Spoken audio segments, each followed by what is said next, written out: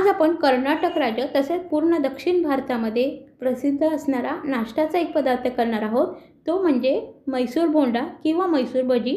तर मी ज्योती, आपले ज्योती पटेकर किचनमध्ये स्वागत करीत आहे। तर मैसूर बोंडा म्हणजे मैसूर भाजी करण्यासाठी मी इथे 1 वाटी छान आंबट असं दही घेतलेलं आहे आणि त्यामध्ये फक्त 2 ते 3 चमचे पाणी घातलेलं आहे। दही इथे आपल्याला थोडंसं आंबटच घ्यायचं। आता हे दही आणि पाणी आपल्याला चांगलं एकजीव करून घ्यायचं आहे। आता हे दही पाणी एकत्र झाले की ह्यामध्ये घालायचं आहे आपल्याला चवीनुसार मीठ आणि त्याचबरोबर घालायचं आहे आपल्याला फक्त पाव चमचा सोडा। तर हा खायचा सोडा घेतलेला आहे इथे मी, जो आपण भजी किंवा वडे फुगवण्यासाठी वापरतो तोच, जो आपल्या किचनमध्ये नेहमी उपलब्ध असतो। आता हे दही आणि मीठ आणि सोडा आपल्याला छान एकजीव करून घ्यायचा आहे। त्याने काय होईल, हे दही आणि सोडा चांगला ॲक्टिवेट होईल आणि त्यामुळे आपण जे मैसूर बोंडा करणार आहोत त्याला छान जाळी पडेल। आता हे चांगले मिक्स केल्याच्या नंतर ह्यामध्ये 1.5 वाटी मैदा घालायचा आहे। तर मैद्याच्या ऐवजी तुम्ही इथे गव्हाचं पीठ देखील वापरू शकता। आता हे सुद्धा आपल्याला ह्या दह्यासोबत चांगलं मिक्स करून घ्यायचं आहे। आता हे छान मिक्स करण्यासाठी मी इथे अर्धा कप कोमट असं पाणी घेतलेलं आहे। थंड पाणी घेऊ नका, इथे कोमटच पाणी वापरा, ह्यामुळे हे पीठ लवकर फर्मेंट होतं आणि आपण जे मैसूर बोंडा किंवा जे भजी करणार आहोत त्याला छान जाळी पडते आणि खुसखुशीत सुद्धा होतात। आता हे कोमट पाणी घातल्याच्या नंतर ह्या दह्याचं आणि मैद्याचं मिश्रण आपल्याला चांगलं एकाच दिशेने चांगलं फेटून घ्यायचं आहे। आता ते लोक काय करतात, तर हाताने, तुम्ही कधी पाहिलं असेल उडपी हॉटेलमध्ये वगैरे, तर असं हाताने ते छान असं मिक्स करत जातात। त्याने काय होतं, या मैद्यामध्ये छान अशी हवा भरली जाते आणि आपले जे बोंडा आहेत म्हणजे जे भजी आहेत ते छान असे त्यांना जाळी पडायला मदत होते आणि खायला देखील हे खुसखुशीत लागतात बरं का। तर अशा आपण हे अगदी छान 5 ते 7 मिनटं छान याला असं फेटून घ्यायचं आहे। आता हे मस्त फेटून झाल्याच्या नंतर ह्यामध्ये घालायचं आहे आपल्याला 1 चमचा जिरं, 2 बारीक चिरून घेतलेल्या हिरव्या मिरच्या घालायच्या आहेत, छान बारीक एकदम चिरून घ्यायच्या आहेत मस्त। त्यानंतर अगदी बारीक चिरलेली कोथिंबीर घालायची आहे। तुम्हाला आवडत असेल तर बारीक चिरून इथे कढीपत्ता देखील तुम्ही घालू शकता। आता हे सर्व जिन्नस घातल्याच्या नंतर पुन्हा ह्याला 2 मिनटं चांगलं फेटून घ्यायचं आहे। हे फेटणं खूप आवश्यक आहे, कारण ह्यामुळेच आपले भजी खुसखुशीत आणि स्पॉन्जी व्हायला मदत होते।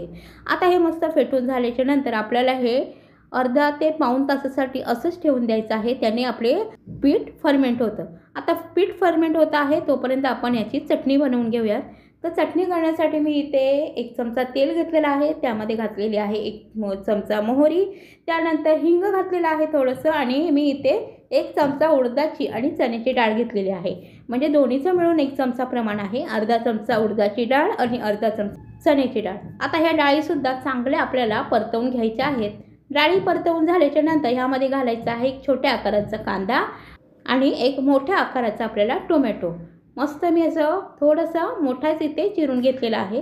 हे आपल्याला नंतर मिक्सरमध्ये छान वाटूनच घ्यायचं आहे। आता हे दोन्ही आपल्याला चांगले परतवून घ्यायचं आहे।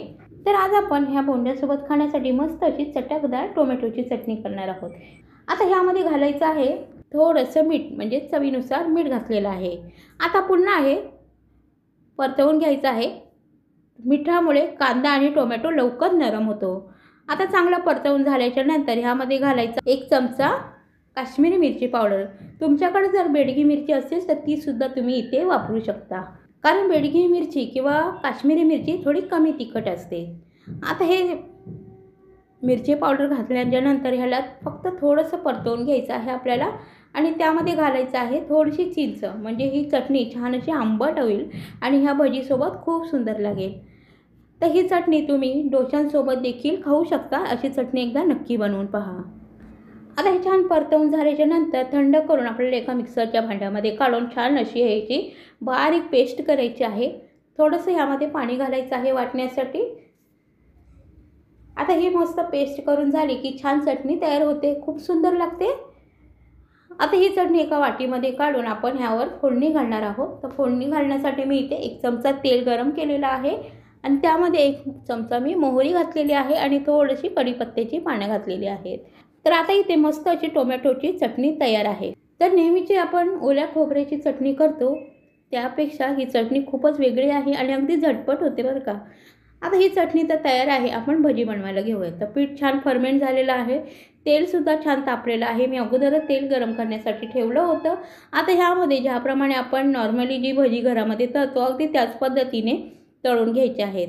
ही भजी तळण्यासाठी काही विशिष्ट पद्धत असते, परंतु ती आपल्याला सहजासहजी जमत नाही, कारण आपण नेहमी तर करत नाही. तर जशी आपल्याला जमते त्याप्रमाणे आपण ही तेलामध्ये भजी सोडून छान अशी अगदी मस्त सोनेरी रंगावर तळून घ्यायची आहे. आपली इथे छान असा म्हैसूर बोंडा तयार आहे, म्हणजे म्हैसूर भजी छान तयार आहे. कांदा टोमॅटोच्या चटणीबरोबर तर अप्रतिम लागते, किंवा तुम्ही खोबऱ्याच्या चटणीबरोबर खाल्ली तरी देखील खूप छान लागते. तर अशी ही म्हैसूर बोंडा म्हणजे म्हैसूर भजी एकदा नक्की बनवून पहा आणि मला कमेंटमध्ये नक्की कळवा. आणि आजचा व्हिडिओ जर तुम्हाला आवडला असेल तर व्हिडिओला लाईक करा, शेअर करा आणि चॅनेलला सबस्क्राईब करा. भेटूया नवीन रेसिपीसह. तोपर्यंत धन्यवाद.